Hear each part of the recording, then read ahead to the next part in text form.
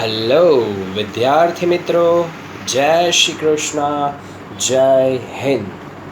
આપણે લાસ્ટ લેક્ચરની અંદર છે બેટા જોયું હતું અલગ અલગ ફંક્શન્સ. હવે આપણે છે આગળના ફંક્શન ઉપર આગળ વધીએ. તો હવેનું આજનું આપણે પહેલા તો જે ફંક્શન લેવા જઈ રહ્યા છીએ એનું નામ છે એક્સપ્રેસિંગ ચોઇસ. બરાબર, આ બાજુ ધ્યાન આપજો. હવેના ફંક્શનનું જે નામ છે એ છે એક્સપ્રેસિંગ ચોઇસ. બરાબર, આપણે એક ઓલરેડી જોયું હતું જેનું નામ હતું ચોઇસ અથવા અલ્ટરનેટિવ ચોઇસ. બરાબર, એ અલગ, એનું નામ શું હતું? ચોઇસ અથવા અલ્ટરનેટિવ ચોઇસ. પણ હવેનું નામ શું છે બેટા? Expressing choice. તો એક્સપ્રેસિંગ ચોઇસ જે છે એની અંદર ફક્ત એક જ વર્ડ આવશે અને એ વર્ડ કયો છે તો કે વુડ રાધર. બરાબર છે, વુડ રાધર નામનો આ જે શબ્દ છે, ખરેખર એને વુડ રાધર કહેવાય, પણ આપણે મોસ્ટલી બધા એને છે વુડ રાધર તરીકે ઓળખે છે. ખરેખર એને કહેવાય વુડ રાધર. બરાબર, તો આનો ઉપયોગ કઈ રીતે છે તો કે આનો ઉપયોગ એ રીતે છે કે જ્યારે બે પસંદગીમાંથી એક વધારે પસંદ હોય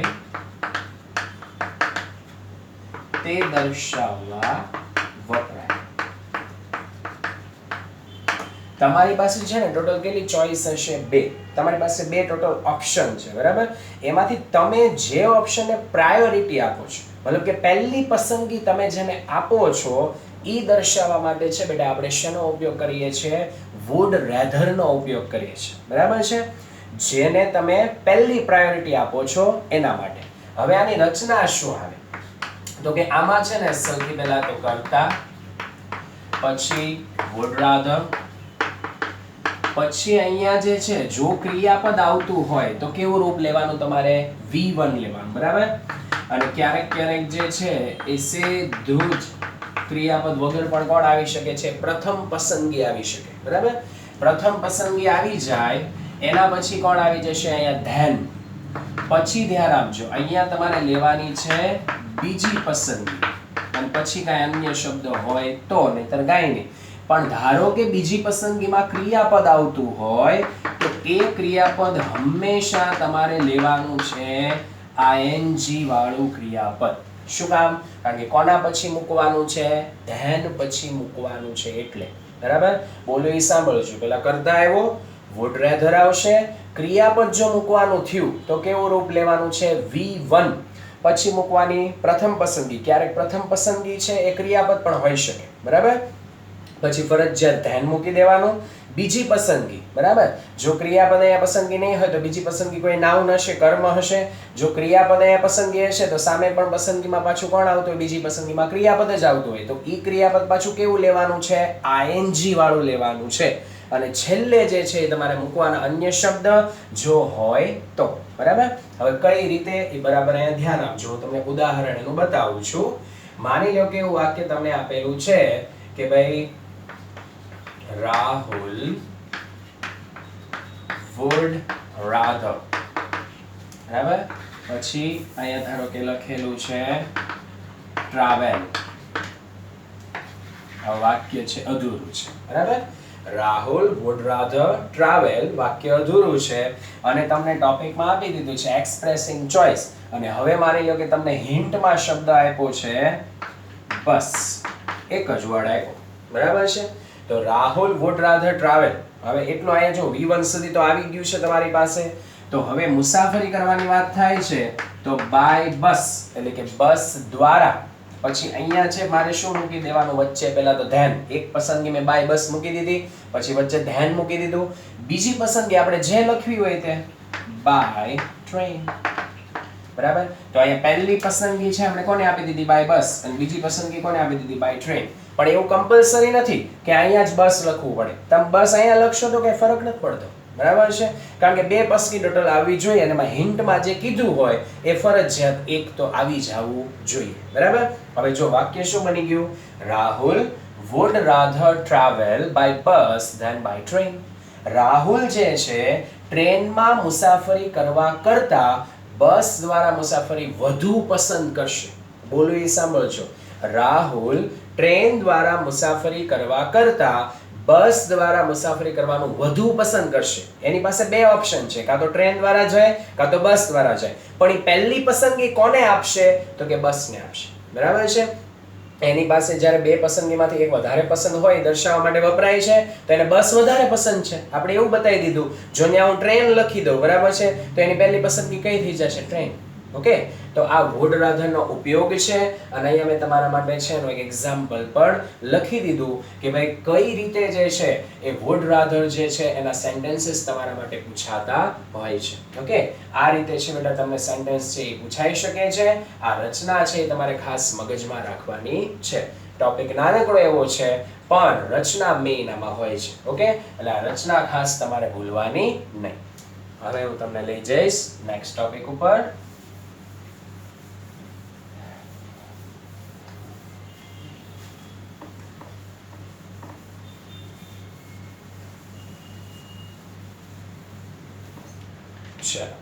હવે નેક્સ્ટ ટોપિક ઉપર હું તમને જે લઈ જાઉં છું એ ટોપિકનું નામ છે describing habitual action in past. Describing habitual action in past. બરાબર છે. હવે આની અંદર છે ને પહેલી વસ્તુ તો આ છે શું? બરાબર, આમાં કયા શબ્દો આવશે? તો કે એક જે છે એ આવશે used to અને બીજો જે છે એ આવશે to be used to. બરાબર છે. એક used to અને બીજું કોણ આવશે? to be used to. હવે used to માં to be used to ફરક શું? તો ઘણા કહે છે સર આમાં used to છે ને તેમાં to be નથી. બરાબર, આમાં to be used to be છે એ ફરક છે. એ મને દેખાય ભાઈ. ઉપયોગમાં શું ફરક છે આપણે એની વાત કરવાની છે. બાકી આ મને દેખાયો કે આમાં to be લખેલું છે. ઓકે, તો ઘણા પાછા એવા ફરક દેખાડતા હશે. હવે ધ્યાનથી જોજો. used to જે છે એ શું બતાવે? તો કે ભૂતકાળની ટેવ દર્શાવે. શું દર્શાવવા માટે? ભૂતકાળની ટેવ દર્શાવવા. અને આ જે છે ને એ ભૂતકાળની ટેવ જે વર્તમાનમાં પણ છે. બરાબર છે. used to જે છે એ ફક્ત કઈ ટેવ બતાવે? તમારી ભૂતકાળની ટેવ બતાવે. પણ to be used to છે ને એ ભૂતકાળની ટેવ જે તમારે વર્તમાનમાં પણ છે. બરાબર, બોલું એ બરાબર મગજમાં રાખજો. only used to છે એ તમારી ભૂતકાળની જ ટેવ બતાવે. પણ જો to be used to હોય તો એ ભૂતકાળની ટેવ જે તમારે વર્તમાનમાં પણ છે, હજી ટેવ ગઈ નથી, એ દર્શાવવા માટે to be used to વપરાય. બરાબર છે. હવે એની રચનામાં ફરક હોય જ. તો પછી જ્યારે આ used to આવશે ને તો એની પાછળ હંમેશા કેવું રૂપ આવશે? V1. બરાબર છે, V1. પણ જો આવશે to be used to તો પછી તમારે છે અહીંયા લેવાનું છે ing વાળું ક્રિયાપદ. બરાબર મગજ અહીંયા રાખજો. જો used to હોય તો પાછળ V1 આવશે. to be used to હોય તો ing વાળું ક્રિયાપદ આવશે. બરાબર છે. આ બેયનો ફરક છે. એકમાં V1 છે, એકમાં ing વાળું ક્રિયાપદ છે. અને બેયના ઉપયોગમાં પણ ફરક છે. એટલે એ ખાસ મગજમાં રાખવાનું છે. હવે આપણે એક્ઝામ્પલ જોઈએ. માની લો કે તમને એવું સેન્ટેન્સ આપ્યું છે કે ભાઈ રાકેશ used to. વાક્ય અધૂરું છે. તમને એમ લખીને દઈ દીધું છે કે ભાઈ describing habitual action in the past અને હિન્ટ ની અંદર ધારો કે એક જ વર્ડ આપ્યો પ્લે. જો કે આટલા બધા સહેલા વાક્ય નહીં પૂછે, કોઈ મૂંઝાતા નહીં. આ મોટા ભાગે તમને શેમાં પૂછશે? તો કે એ પૂછશે કાં તો તમને આઈડેન્ટિફાઈ ફંક્શનમાં અને કાં પછી પૂછશે રિસ્પોન્સિવ સેન્ટેન્સમાં. આમાં તો ભાગ્યે જ પૂછે, કારણ કે આટલું બધું સહેલું નહીં પૂછે. એ તો ઘણા કે વાવ આવા સેન્ટેન્સ આવે કેવી મજા આવે. V1 મૂક દે, વાર્તા પૂરી. Rakesh used to. બરાબર. હવે અહીંયા હું શું પહેલા તો મૂકી દઈશ પ્લે. પછી ધારો કે અહીંયા લખી દઉં છું ક્રિકેટ ઇન સ્કૂલ. બરાબર. તો મારું વાક્ય શું બની ગયું? Rakesh used to play cricket in school. Rakesh સ્કૂલમાં ક્રિકેટ રમવા ટેવાયેલો હતો. મતલબ ભૂતકાળમાં એ ક્રિકેટ રમતો. અત્યારે રમતો નથી. બરાબર, આનો મતલબ એવો થાય, કારણ કે ભૂતકાળની ટેવ બતાવવા માટે કોણ વપરાય છે? યુઝ ટુ વપરાય, અને યુઝ ટુ પછી હંમેશા તમારે છે કયું રૂપ મૂકવાનું થાય? V1. ઓકે, હવે બરાબર જોજો. બીજું ઉદાહરણ લવેમાં માની લો કે વાક્ય લખ્યું છે કે પ્રિયા is used to. વાક્ય અધૂરું છે. બરાબર, અને ધારો કે અહીંયા હું લખી દઉં sing. બસ એક જ વર્ડ ધારો કે લખી દીધો sing. પણ હવે બરાબર મગજ અહીંયા રાખજો. પ્રિયા is used to છે અહીંયા is, અને આ જે is છે એ શું કહેવાય? to be કહેવાય.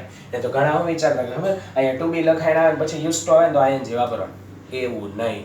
to be એટલે આપણા to be ના રૂપ. બરાબર છે, વર્તમાનના to be કયા છે? am, is અને are, અને ભૂતકાળના to be કયા છે? was અને were. બરાબર, એમાં અહીંયા જુઓ તમે is આવી ગયું to be નું રૂપ, પછી used to આવ્યું તો ing વાળું ક્રિયાપદ singing ભજન. બરાબર, હવે આનો મતલબ શું થાય? Priya is used to singing ભજન. પ્રિયા જે છે ભજન ગાવા માટે ટેવાયેલી છે. મતલબ ભૂતકાળમાં ભજન ગાતી હતી, હજી પણ એ ભજન ગાય છે. કારણ કે જો ટુ બી યુઝ ટુ શેના માટે વપરાય? ભૂતકાળની ટેવ જે વર્તમાનમાં પણ છે, હજી એ ટેવ ક્યાંય ગઈ નથી. બરાબર છે, એના માટે છે ટૂંકમાં શું વપરાતું હોય છે? આ ટુ બી યુઝ ટુ છે તે વપરાય છે. ઓકે, તો આ જે છે તમારો ટોપિક છે યુઝ ટુ અને ટુ બી યુઝ ટુ. પણ મેં કીધું એ પ્રમાણે મોટા ભાગે છે એ ખાસ કરીને તમને અટકાવવા માટે આ ટુ બી આવી રીતે મૂકી શકે, અને ત્યાં મોટા ભાગના V1 મૂકી દે ને પછી એવું સમજે કે મારું વાક્ય સાચું છે, પણ એનું વાક્ય કેવું હોય? ખોટું હોય. કેમ? તો કે એને ધ્યાન ન દીધું હોય કે અહીંયા ટુ બી આવ્યું છે. ઓકે, એટલે આ ખાસ મગજમાં તમારે રાખવું પડશે. હવે આપણે જઈશું નેક્સ્ટ ટોપિક પર.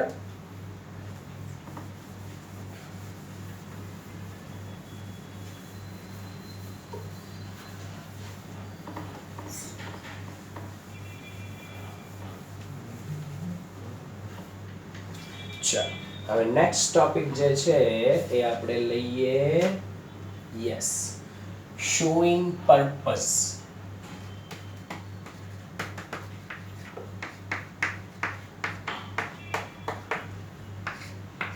બરાબર, કયો ટોપિક લેવાના છે આપણે બેટા? Showing purpose. બરાબર, અને પર્પસ જે છે એનો મતલબ શું થાય છે ગુજરાતીમાં? હેતુ. બરાબર, અને ઘણી વખત તમને લોકોને અટવાડવા માટે એ લોકો પર્પઝની જગ્યાએ એક શબ્દ મૂકી શકે છે, અને એ શબ્દ કયો છે? ઇન્ટેન્શન. કારણ કે ઇન્ટેન્શનનું ગુજરાતી પણ હેતુ થાય. બરાબર, પર્પઝનું ગુજરાતી પણ હેતુ થાય, ઇન્ટેન્શન છે એનું પણ ગુજરાતી છે તે હેતુ એવું થાય છે. ઓકે, હવે આમાં કયા કયા શબ્દોની મદદથી છે એ પર્પસ બતાવી શકાય? તો કે સૌથી પહેલા તો ટુ, ઇન ઓર્ડર ટુ. આ બંને જે છે એના પછી હંમેશા કેવું રૂપ લેવાનું? V1. બીજો શબ્દ છે ફોર અને with a view to. For અને વિથ અ વ્યૂ ટુ પછી હંમેશા છે એ તમારે શું લઈ લેવાનું? ing વાળું ક્રિયાપદ. ત્યાર પછી that, so that અથવા in order that. ધ્યાન આપજો, that, so that અને in order that. તો એની અંદર રચના આવશે કઈ રીતની? તો કે તમારું પેલા મુખ્ય વાક્ય છે એમાં તમારે કંઈ કરવાનું નથી. આમાં બી આપણે મુખ્ય વાક્યમાં છે કંઈ કરવાનું ન હોય. ટુ ઇન ઓર્ડર ટુ પછી V1 મૂકી દેવાનું, ફોર વિથ અ ટુ પછી ing વાળું મૂકી દેવાનું. પણ આમાં ધ્યાન આપજો કે મુખ્ય વાક્ય પછી વચ્ચે છે that, so that અથવા in order that. આ ત્રણમાંથી જે આવતું હોય તે. પ્લસ અહીંયા તમારે લઈ લેવાનું છે કર્તાનું સર્વનામ. બરાબર, ધ્યાન બરાબર અહીંયા રાખજો. પછી લેવાનું છે can અથવા તો could, V1, અને પછી લઈ લેવાનું છે અન્ય શબ્દ. બરાબર, પેલા મુખ્ય વાક્ય જેમ હશે એમને રહેવા દેવાનું છે. that, so that અથવા in order that ત્રણમાંથી જે વાપરવાનું કીધું હોય તે. પછી લેવાનું છે કર્તાનું. અહીંયા ધ્યાન રાખજો, રચના અહીંયા છે. કર્તાનું સર્વનામ લેવાનું, કેન અથવા કુડ, વર્તમાન આગળ હોય તો કેન, ભૂતકાળ હોય તો કુડ, પછી V1 અને પછી લઈ લેવાનો અન્ય શબ્દ. તો પર્પસ માટે કેટલા શબ્દ ટોટલ થયા બરાબર જોઈ લ્યો. To, in order to, for, with a view to, that, so that અને in order that. બરાબર છે. આટલા શબ્દોની મદદથી છે એ પર્પસ જે છે એ બતાવવામાં આવે છે. ટુ ઇન ઓર્ડર ટુ પછી હંમેશા શું મૂકવાનું તમારે? V1 મૂકવાનું. for અને with a view to પછી હંમેશા શું મૂકવાનું? ing વાળું ક્રિયાપદ મૂકવાનું. that, so that અને in order that પછી શું મૂકવાનું છે? તો કે એની રચના છે. શું? તો કે કર્તાનું સર્વનામ લ્યો, can અથવા could લ્યો, V1 લ્યો અને પછી કોને લઈ લ્યો? અન્ય શબ્દ લઈ લ્યો. ઓકે, હવે બેટા છે હું તમને આના ઉદાહરણ બતાવું છું.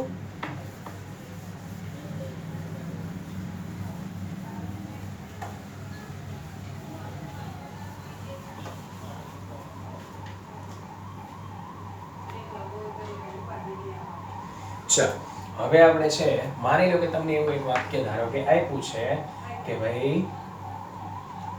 પૂજા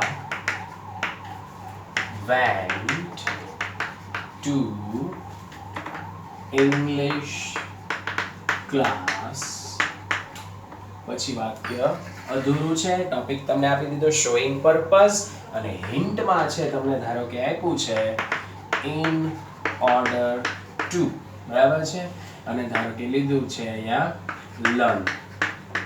બે શબ્દો હિન્ટમાં આપ્યા છે. તો આમાં તમને હવે એને ચોખવટ કરી.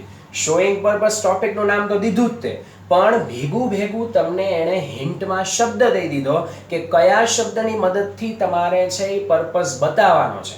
એને ફિક્સ કરી દીધું છે, તમારા ઉપર નથી છોડ્યું કે જે યુઝ કરવું હોય તે કરો. in order to વાપરવાનું એ ફિક્સ જ છે. બરાબર, તો તમે બીજો શબ્દ આમાં વાપરી શકશો નહીં. આ ખાસ મગજમાં રાખવાનું. બરાબર છે, તો in order to આપણે વાપરવાનું છે. હું પહેલા અહીં લખી દઉં in order to. હવે તમને પહેલા યાદ આવવું જોઈએ કે to આવે અથવા in order to આવે એટલે એની પછી હંમેશા કેવું રૂપ આવે? V1 આવે. કોણ આવશે? V1. તો અહીંયા V1 તમારી માટે એ લોકોએ આપ્યું છે લર્ન અને પછી હું ધારો કે લખી દઉં ઇંગ્લિશ. આ વાક્ય બની ગયું. Puja went to English class. Puja English ક્લાસમાં ગઈ in order to learn English. અંગ્રેજી શીખવાના હેતુથી. બરાબર છે, આ વાક્ય છે તે બની ગયું. પણ રચના યાદ હશે તો સાચું બનશે, બાકી હિન્ટ આપી હોય તો શું કરી લેવું? મગજમાં શું રાખવું પડે? રચનાઓ છે એને ખાસ રાખવી પડે. એના વગર છે તે કાંઈ થશે નહીં. ઓકે, હવે ધારો કે છે આપણે બીજું ઉદાહરણ લઈએ.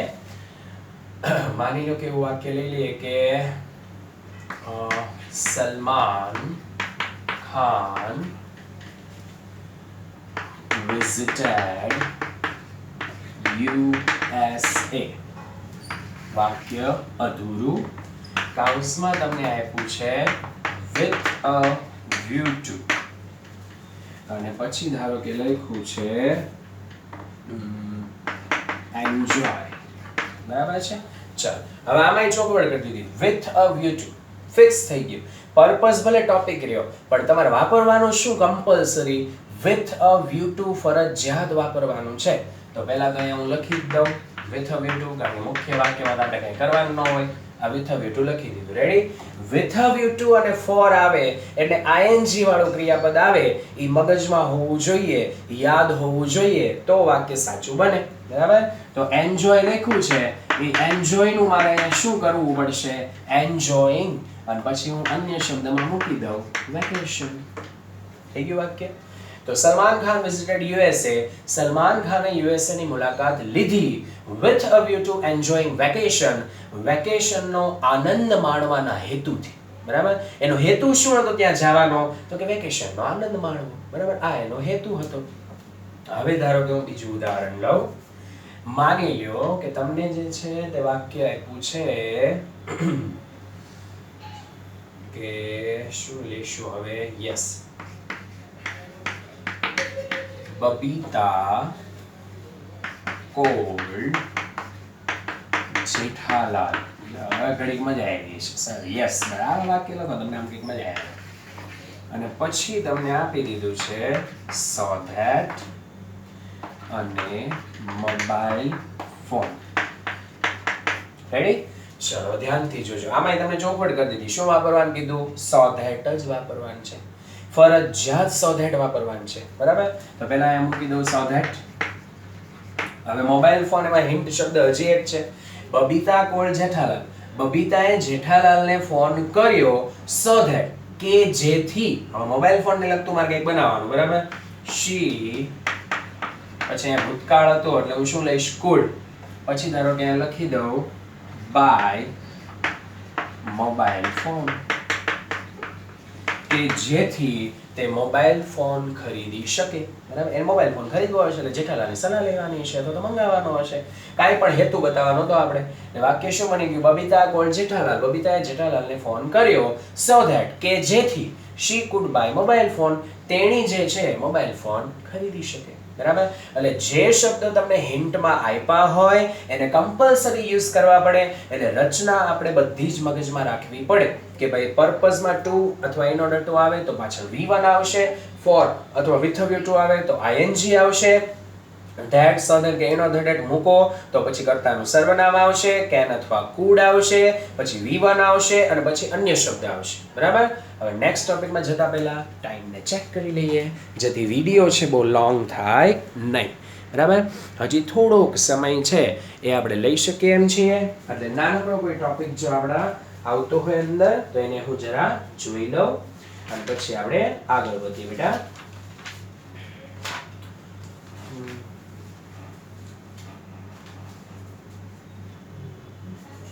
બસ એક જ મિનિટ જરા તમે વેઇટ કરજો.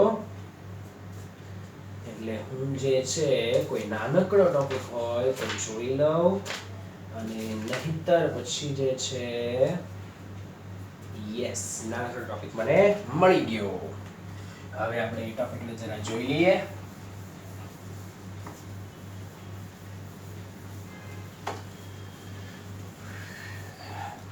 ચાલો, એ નાનકડો ટોપિક જે આપણે લેવાના છીએ એ છે એક્સપ્રેસિંગ અથવા શોઈંગ, પછી આવી જશે પોસિબિલિટી, બરાબર, અથવા પ્રોબેબિલિટી. બરાબર છે? હવે પ્રોબેબિલિટી અથવા તો છે પોસિબિલિટી, અને જેનું ગુજરાતી જો આપણે કરવા જઈએ તો એ શું થાય? શક્યતા અથવા તો સંભાવના. બરાબર? એક નાનકડો ટોપિક આપણે લઈ લઈએ. એક્સપ્રેસિંગ અથવા શોઈંગ. બરાબર? બેમાંથી કાંઈ બી આગળ લગાડશે. પોસિબિલિટી અથવા પ્રોબેબિલિટી. હવે આનો મતલબ શક્યતા અથવા સંભાવના થાય. અને આ જે છે એમાં બે શબ્દો આવે. એક તો કોણ આવશે? મે. અને બીજો શબ્દ કયો આવશે બેટા? માઇટ આવશે. બરાબર છે? મે અને માઇટ બે શબ્દ ટોટલ છે. તો બેમાં ફરક શું? બે છે તો મોડલ ઓક્ઝિલરી તે આપણે એક્ટિવ પેસિવ ભણતી વખતે છે આનો ઉપયોગ કર્યો જ તો, અને એની રચના પણ આપણને ખબર જ છે. નહીં ખબર હોય તો આપણે યાદ કરશું, પણ ઉપયોગ યાદ કરી લઈએ ખાસ. તો કે મે જે છે ને એ કેવી સંભાવના બતાવવા માટે હોય? હકારાત્મક સંભાવના. અને માઇટ નકારાત્મક સંભાવના. બરાબર છે?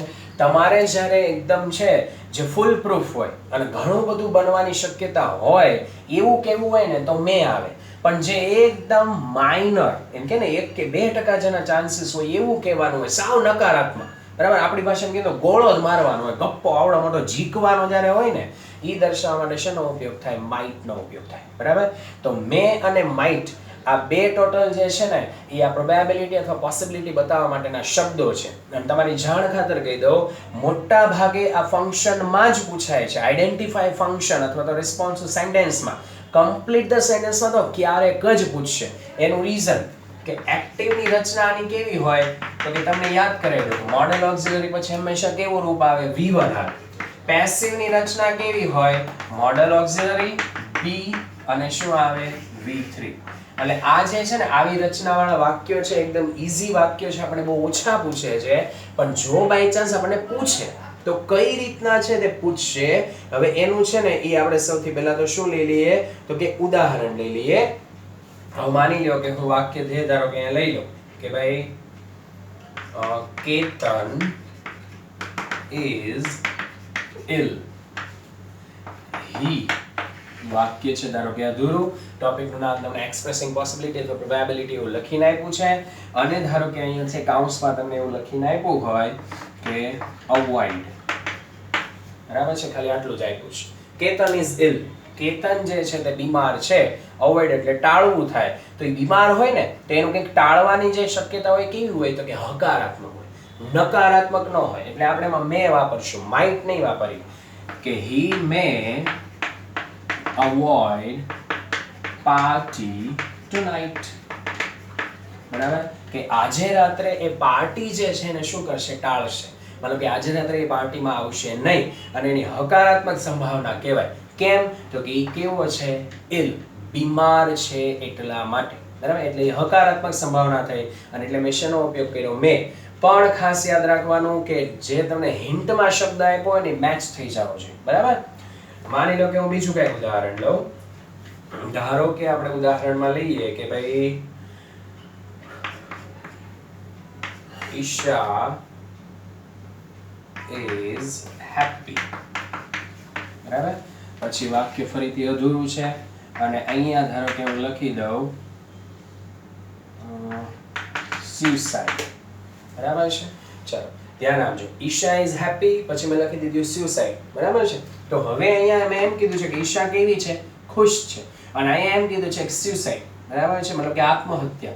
તો હવે સીધી વસ્તુ છે કે સંભાવના કેવી થઈ જશે, નકારાત્મક. તો હું અહીંયા શું લખીશ, she might suicide. બરાબર છે, કે તેણી જે છે એ આત્મહત્યા કરી લેશે. પણ એ સંભાવના કેવી, નકારાત્મક. કેમ, આગળ એમ કે છે કે ખુશ છે, તો ખુશ હોય તો શું કામ ઈ જાય આત્મહત્યા કરવા. બરાબર છે, નિરાશ થાય, ડિપ્રેશનમાં આવે, કે એના પર દુઃખ આવે તો લોકો આત્મહત્યા કરે ને. આમનું હું કામ કરાવી દેવું, રોડે હાલે જતો આ ભાઈ જ મરી જવાના. બરાબર છે, તો એ માઇટ કહેવાય, એ આપણો ગોળો કહેવાય. બરાબર છે, આપણો ગપ્પો કહેવાય. અને ગપ્પાઓ મારવા શું છે, માઇટ. અને હકારાત્મક સંભાવના માટે શું છે, મે. પણ મેં તમને કીધું એમ કે આટલા બધા સહેલા વાક્યો તમને નહીં પૂછે, તમને આઈડેન્ટિફાઈ ફંક્શન અથવા તો છે રિસ્પોન્સ સેન્ટેન્સમાં જ વધારે પૂછશે. પણ આ તો આપણા છે એ લિસ્ટમાં આવી રહ્યું હતું, એટલે આપણે છે સાથે સાથે એની રચનાને જોઈ લીધી. ઓકે, હવે આપણે જે છે બેટા એ નેક્સ્ટ લેક્ચરની અંદર આગળ વધશું. ને પાછો હવે વિડીયો ખરેખર બહુ વધુ પડતો લાંબો થઈ જશે, અને વધારે ટોપિક જે છે આપણે એટલા બધા એક સાથે લેવા નથી. તો આપણે નેક્સ્ટ લેક્ચરમાં મળશું, ત્યારે નવા ફંક્શન જોશું. ત્યાં સુધી જય શ્રી કૃષ્ણ, જય Hind, good bye, stay home, stay safe, C you soon.